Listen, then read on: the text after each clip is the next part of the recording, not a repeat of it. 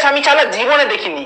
জীবনে আমি একটাও দেশ দেখিনি এই কুত্তার বাচ্চা দেশের মতন, কাংলা দেশের মতন। দেশ নিয়ে কথা বলো না, দেশের মানুষ নিয়ে কথা বলো, কিন্তু দেশ নিয়ে কথা বলো না, এটা একদম মানায় না।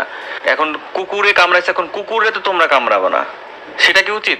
আমি অবশ্যই ইন্ডিয়াকে সাপোর্ট করি, ইন্ডিয়ান ক্রিকেট বলো পছন্দ করি। তো তুমি যে দেশের কথা বললা তাতে কিন্তু আমার গায়ে লাগে। আমারও ঠিক গায়ে এইরকম ভাবেই লাগে যখন আমার দেশকে নিয়ে কেউ বাজে কথা বলে।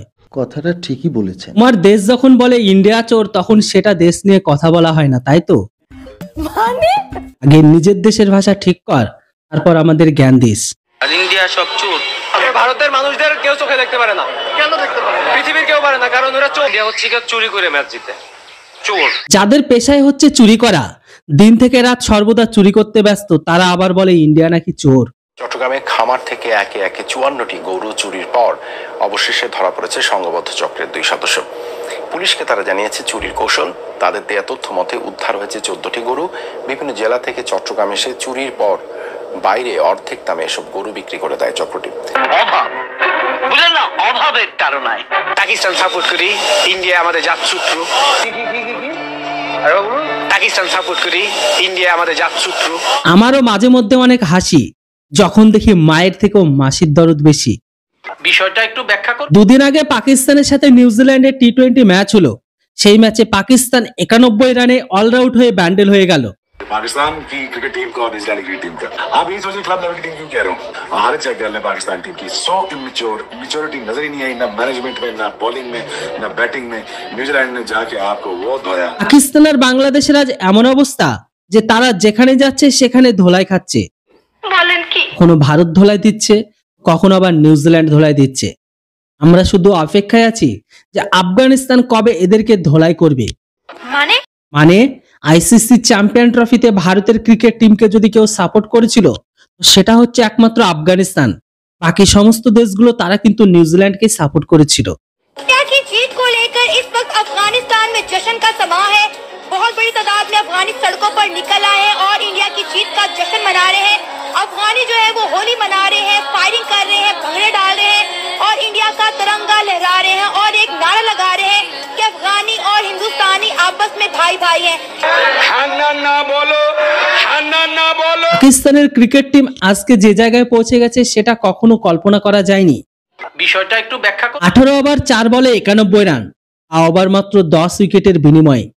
अभी न्यूजीलैंड की वो जो सी टीम नहीं थी, न्यूजीलैंड ने पाकिस्तान के अपनी सी टीम छोड़ दिया। उन्होंने इस 30 साल का टैलेंट को पकड़ के 91 रन पे बोल्ड कर दिया। 91 रन पे पाकिस्तान का पीएसएल का टैलेंट आउट हो गया। तो भाई आपकी नंबर 1 टीम को ठोक दिया। आज ये आप क्रिकेट खेल रहे हैं या लानत खेल रहे हैं? लानत इस क्रिकेट पे, लानत इस क्रिकेट खिलाने वालों पे, लानत इस क्रिकेट को देखने वाले पे, लानत जो इन जैसों पे हम पे मुसलत करते हैं। अभी बाबर और रिजवान लुटियां डाल रहे होंगे, लुटी है जमालो पा, लुटी है जमालो।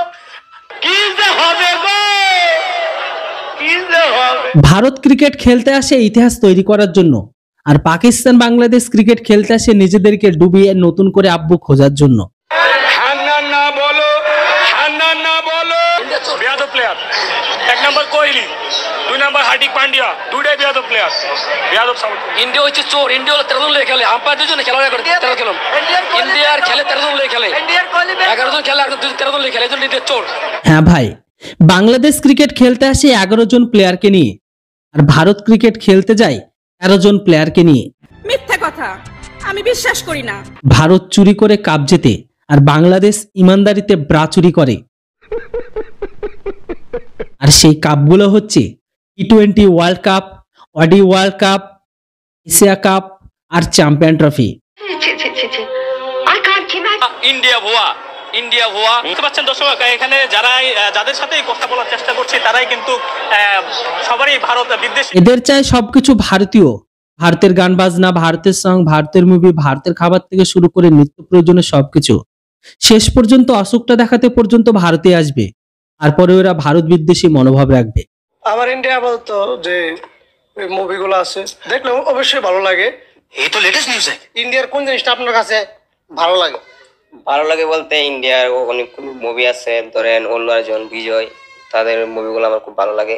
আচ্ছা, তো ভাইয়ের কাছে ইন্ডিয়ার মুভি ভালো লাগে, যে কোনো একটা মুভির নাম যদি বলতেন আপনি। মুভির নাম কি বলবো? পুষ্পা। পুষ্পা, ও মাই গুডনেস। পুষ্পার একটা সেলিব্রেশন আছে না, কি যেন পুষ্পারাজ, একটু দিতে পারবেন? আবার অবশ্যই প্লিজ। জীবগানি সালা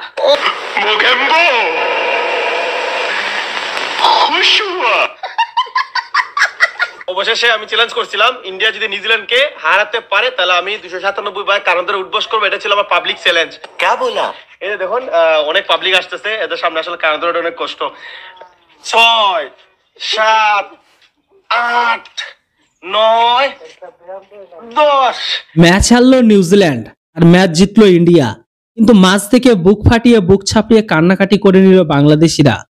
আসলে দেখুন অনেক পাবলিক, এদের সামনে আসলে কান ধরে উঠবস করাটা আমার জন্য অনেক কষ্টকর, কারণ এটা আমার জন্য অনেক চ্যালেঞ্জিং একটা বিষয়। মোটামুটি এরা যতদিন গরুর মাংস খাচ্ছিল ততদিন পর্যন্ত একটা হলে জায়গাতে ছিল, কিন্তু যেদিন থেকে এরা গরুর বদলে ঘোড়ার মাংস খাওয়া শুরু করেছে সেদিন থেকে এরা গরুর হাম্বা ডাক আর চিহি চিহি ডাক শুরু করেছে।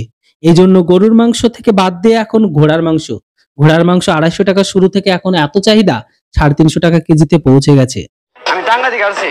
আমি সর্বপ্রথম আমি তো মানে যখন শুনলাম যেটা খাওয়া যায় যাচ্ছে আমি তো আগে জানি, তো এখন এটা খাওয়ার মতো এলাকায় তো আর করা যাবে না, সমস্যা করা যাবে না। এর জন্য যখন আমি শুনলাম এখানে বিক্রি করা হয়, আমি অনলাইনের মাধ্যমে সংবাদটা পাইছি নিউজের মাধ্যমে, তো তখন আজকে সকালে ম্যাপ দেখে সরাসরি এখানে চলে আসছি।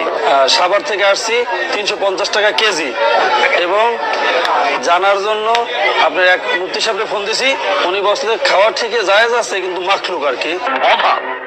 বুঝলেন না, অভাবের কারণে, কারণ কানাডার উঠবস করা মনে করেন বা অনেক বড় একটা চ্যালেঞ্জ। আমি কেন যে ইন্ডিয়ার বিরুদ্ধে বারবার এই পাঙ্গা নিছিলাম আর বারবার ধরা খাই, এই যে দেখুন অনেক মানুষ অনেক পাবলিক, এদের সামনে আসলে মানে কি বলবো, আসলে এটা আমার মান সম্মান শেষ ভাই। ইন্ডিয়ার বিরুদ্ধে বাজি ধীরে আমার মান সম্মান শেষ। এদের আবার মান সম্মান আছে নাকি? মান সম্মান তাদেরই থাকে যাদের জন্ম মোটামুটি ঠিকঠাক থাকে, কিন্তু এদের আব্বুদের তো ঠিক নেই, তাদের মান সম্মান কি করে থাকবে? এরা জানে কিভাবে গালিগালাজ খেয়ে টাকা ইনকাম করতে হয়। মানে মানুষ পড়াশোনা করলে হয় শিক্ষিত আর না করলে হয় বাংলাদেশি। সঠিক বলেছেন।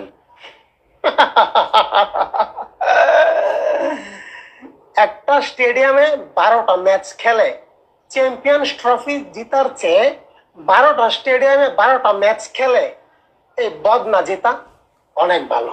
যদি তুমি ভয় পাও তাহলে তুমি শেষ, আর তুমি যদি পায়খানার প্যান থেকে অন্তর্বাস চুরি করে দৌড়ে পাড়াও তাহলে তুমি জানবে এটা সেই বাংলাদেশ। আজ উড়ছে লুঙ্গি লাগছে বেশ, ভারত আসলেই সব শেষ, আর তার নাম হচ্ছে বাংলাদেশ। ভালো লাগতেছে, খুব ভালো লাগতেছে, আনন্দের ঝর্ণা বয়ে যাচ্ছে।